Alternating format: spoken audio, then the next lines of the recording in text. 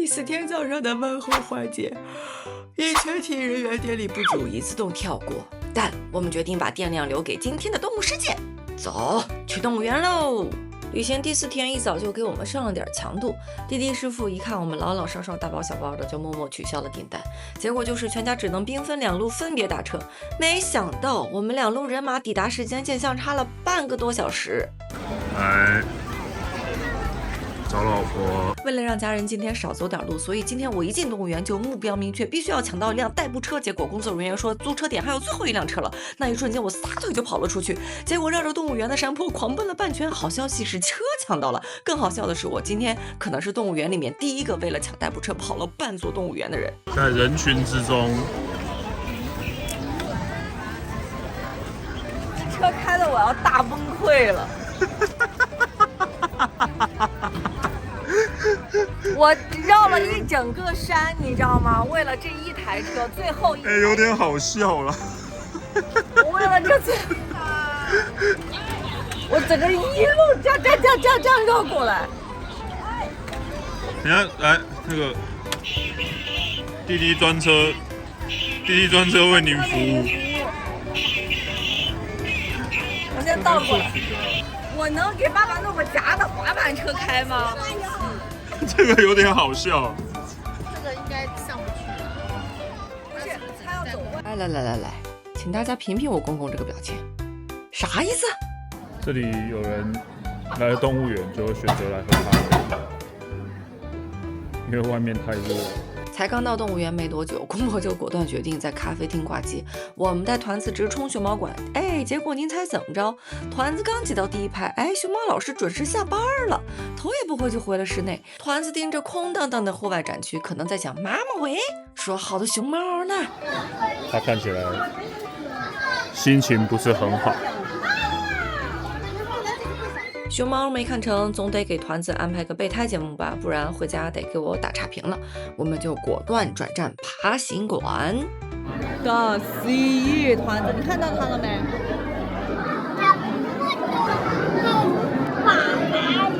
对呀，他怎么拉粑粑呀？好臭！哦，那我们走。出了爬行馆，我强行载客薅上了我的公婆，一家人整整齐齐，终于可以开启动物园的自驾游模式啦！看长颈鹿。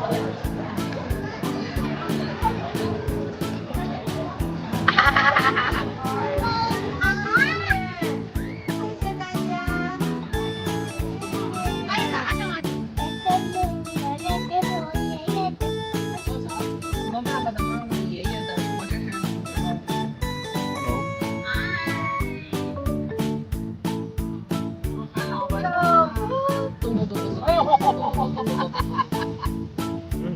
结果看到了一头陷入沉思的大象和2只正在摸鱼的长颈鹿，我们有点羡慕。它的表情好可爱。团子，尾巴。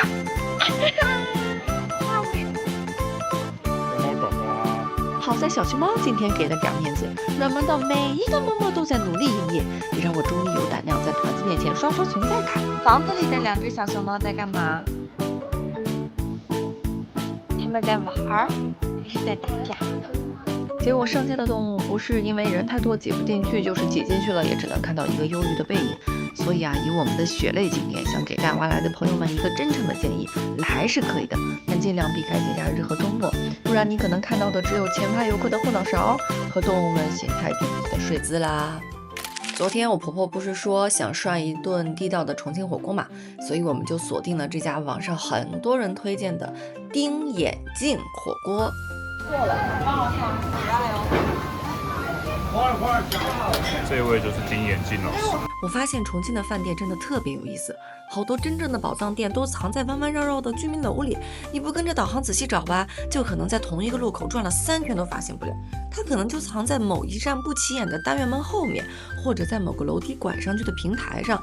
所以在重庆找餐厅，我就总有一种在玩密室逃脱的感觉。无情铁手。你还要撇啊？是您吗？娘娘？不是我。那谁是无情铁手？最后在维维辣跟维辣之间选择了维辣。我们非常勇敢。先拍一下那个吃之前的表情，看看吃完之后会不会后悔没有点微微辣。不会。猪什么血？猪血。鸭血、猪血，猪血。它那猪血跟台湾的猪血完全不同。针对于我公婆的问题，它怎么这么红，我还特意去查了一下，就是因为它足够新鲜。这酥肉炸的可以，叫干花菜。咱就是说，重庆火锅店的服务是不是都这么贴心呢？我们今天这桌的小哥哥上菜就跟报菜名似的，挨个叮嘱我们每道菜需要涮的时间。大火涮1分钟1分钟。对，哪怕煮15分钟以上。香菜猪肉丸。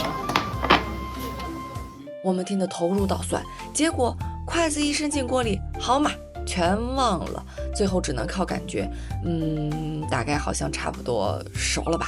这个卤鸡爪，谢谢。超级的好吃，我现在已经被辣到了，很难讲话。爸爸，你已经流汗。推荐给大家，一定要点。再跟大家分享一个有趣的事情，据说啊，鸳鸯锅有个江湖花名叫阴阳锅。老传说讲，这红白各一半的锅呢，就能结通阴阳。规矩是活人吃红汤，对面吃白汤，但切记手别过界，否则就算结了鸳鸯。当然了，我觉得这多半是爱吃辣的老重庆人为了捍卫红油锅的尊严编出来唬外地朋友的火锅界都市传说吧。不过咱们外地人嘛，谁还顾得上江湖规矩啊？保住肚子才是真正的入乡随俗吧。毕竟我们才涮到一半就已经汗如雨下，我都快灵魂出窍了，赶紧点了个野菜糍粑救命。这个野菜糍粑，好吃吗？没吃过。这里面的菜是什么菜？哦，就是没有名字的。哎，就有点像你们那边是不是叫蒿子粑粑那个蒿子，春天里面那种，哎，就有点像那种野菜，对对对，哦，哎，吃起来味道也像那个。哦，还是不知道。但是很好吃，好吃好吃。吃完啦，太好吃了。发表一下感言。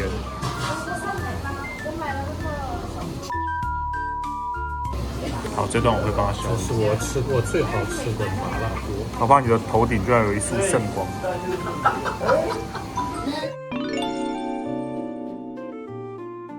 我们点的微辣的，微辣的，其实我觉得还好。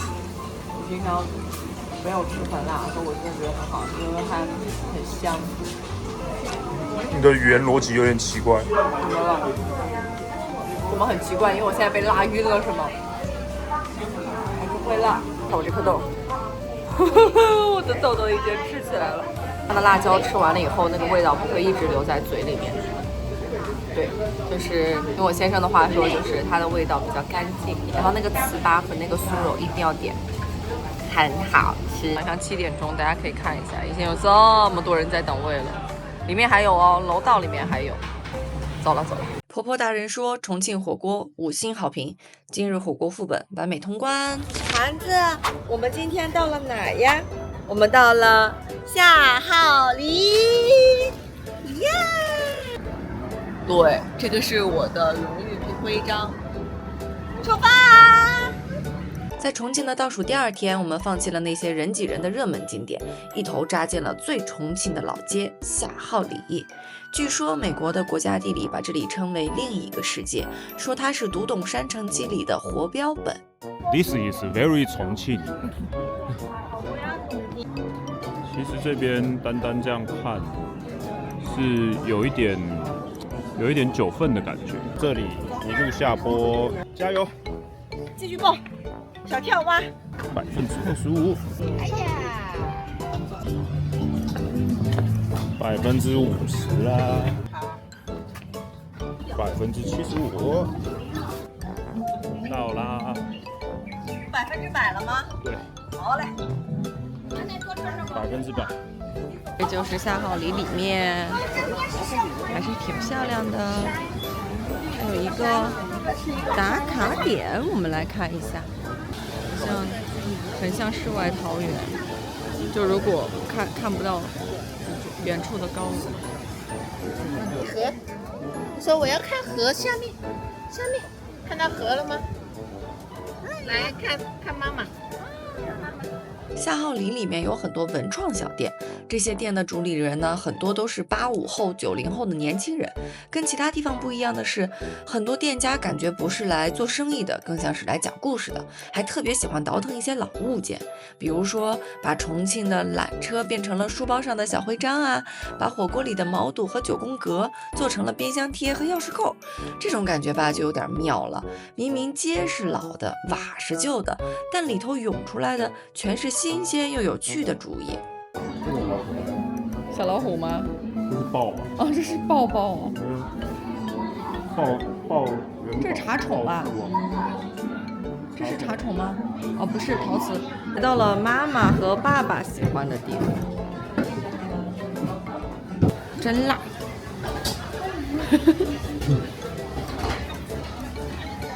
全是老书，这里很好逛。哇哦，漂亮漂亮，老婆，好漂亮！入镜一下。哇，那边有小瀑布。碰到这么美丽的景色，赶紧把孩子甩给公婆，让我臭美一下。老情侣在拍照。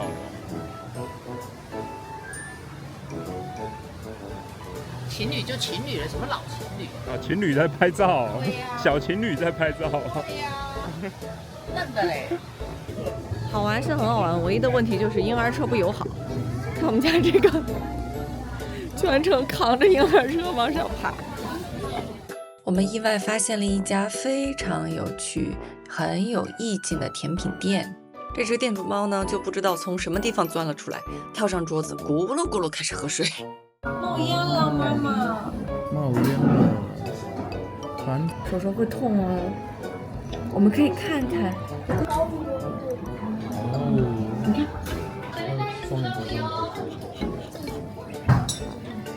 你那么咋不推呢？乍看之下以为这是回转寿司。我刚刚以为是。怎么，你来抢镜头了吗？很霸道哦。就是这一家店，很有特点哦。好，我们现在喂饱了小团子，他刚才饿了，饿得发脾气。喂饱他了，我们现在就没心事了，溜溜达达的继续走。这个地方，其实我觉得如果有时间的话，可以逛一天。还是挺好玩的，很多很有趣的小店，就像我们刚才吃的那家店。好啦，我们一家人的重庆硬核副本到这儿就算通关了。其实，在出发之前呢，我也偷偷焦虑过，带着台湾来的公婆，拖着2岁不受控的幼崽，挑战8地魔幻山城。这个配置吧，听上去就像在给自己出难题，但真正走起来呢，才发现好像也没那么可怕。这几天呢，我们走走停停，没赶路，也没纠结行程，爬不动的坡就绕了绕，挤不进的景点呢就换了一个。反而让我体会到，原来所谓的硬核，不是去了多少地方，而是一家人整整齐齐，在陌生的城市里走出了自家人的节奏。所以，如果你也想带父母、带孩子来重庆，就放心大胆的来吧。那我们重庆的故事就先讲到这里啦，之后我们还会去到更多的城市，带家人走更远的路，看不一样的风景。所以如果喜欢我们一家这样慢慢走的旅行，记得点赞加关注，让咱们一起云溜弯儿吧。下次旅途再见啦！